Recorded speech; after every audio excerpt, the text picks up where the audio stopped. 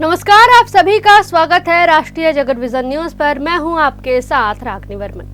BJP के वरिष्ठ नेता और लोकतंत्र सेनानी संघ के राष्ट्रीय उपाध्यक्ष सच्चिदानंद उपासने ने रायपुर में प्रेस कॉन्फ्रेंस कर कार्यक्रम की जानकारी दी। उन्होंने आपातकाल को भारतीय लोकतंत्र के इतिहास का काला अध्याय बताते हुए नई पीढ़ी को इसके बारे में जागरूक करने की आवश्यकता पर जोर दिया।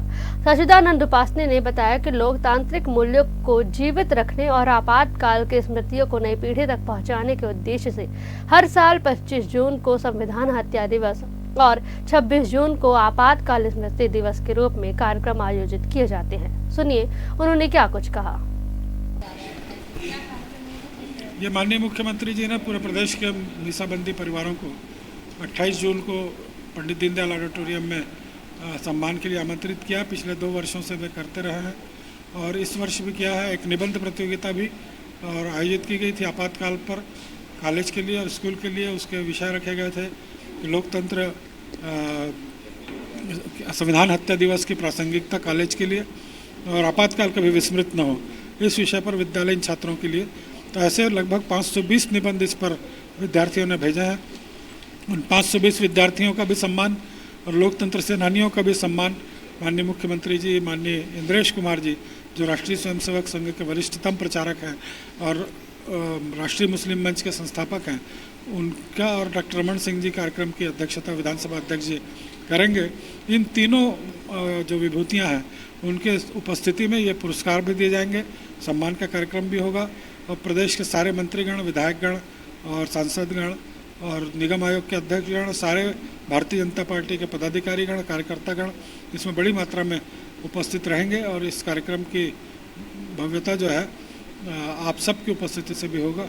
मैं सभी से अपील करता हूं कि आप सब बड़ी मात्रा में इस कार्यक्रम में उपस्थित रहें। ये लगातार आप आपातकाल को लेकर मैंने देखा कि हर जगह प्रेस कॉन्फ्रेंस की गई, लगातार कहा जा रहा है कि 9वीं क्लास के बच्चों को आपातकाल पढ़ाया जाए।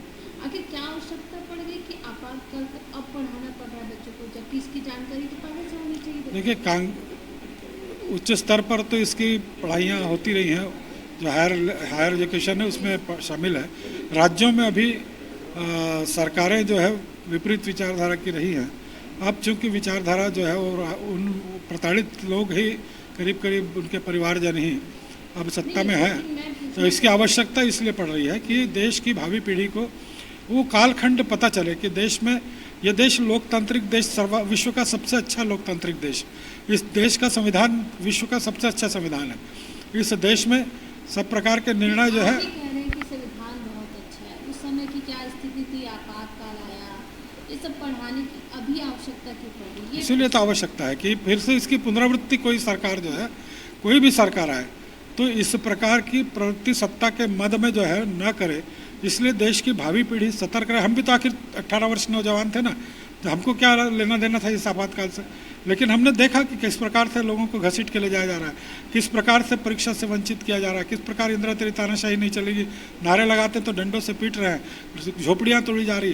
तो सत्ता के मद में कोई भी सरकार, कोई भी पार्टी, कोई भी राजनीतिक दल इस प्रकार की, इसलिए जन जागृति हम जो है आपातकाल के बारे में, जैसे आज भी हम क्यों पढ़ते हैं, हमारी स्वतंत्रता की लड़ाई को क्यों याद करते हैं। इसको शामिल किया गया, लोग पढ़ते हैं इसको आज भी आपातकाल के बारे में।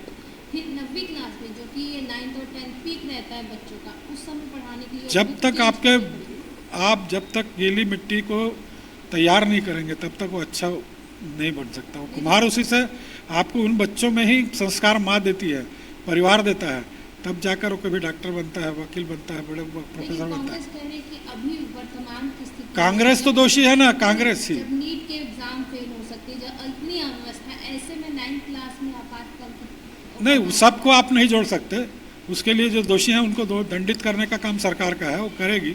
जो भी अव्यवस्थाएं हैं कांग्रेस की सरकार के समय से जो चली आ रही हैं, उन अव्यवस्थाओं को ठीक करने का ही तो ठेका जो है भारतीय जनता पार्टी और मोदी जी ने लिया है। उसी को तो देश को ठीक कर रहे हैं।